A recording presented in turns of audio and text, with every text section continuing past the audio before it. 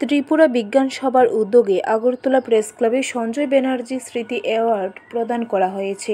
এই আয়োজনে উপস্থিত ছিলেন শিক্ষাবিদ মিহির দেব, এমবিবি বিশ্ববিদ্যালয়ের রেজিস্ট্রার সুমন্ত চক্রবর্তী সহ অন্যান্যরা। জাতীয় শিশু বিজ্ঞান কংগ্রেসে অংশ নেওয়া ছাত্রছাত্রীদের অ্যাওয়ার্ড দেওয়া হয়েছে, যারা 2024 ও 2025 মাধ্যমিক উচ্চ মাধ্যমিক পরীক্ষায় পাশ করেছে। ত্রিপুরা বিজ্ঞান সভার সম্পাদক পান্না চক্রবর্তী স্বাগত বক্তব্য রাখেন।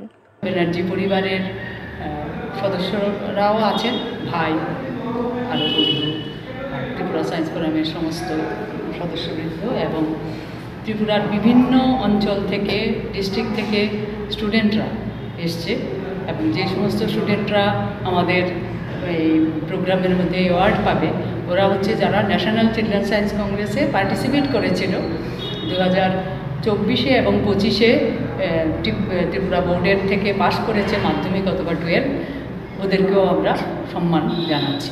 ব্যুরো রিপোর্ট, খবর ত্রিপুরা।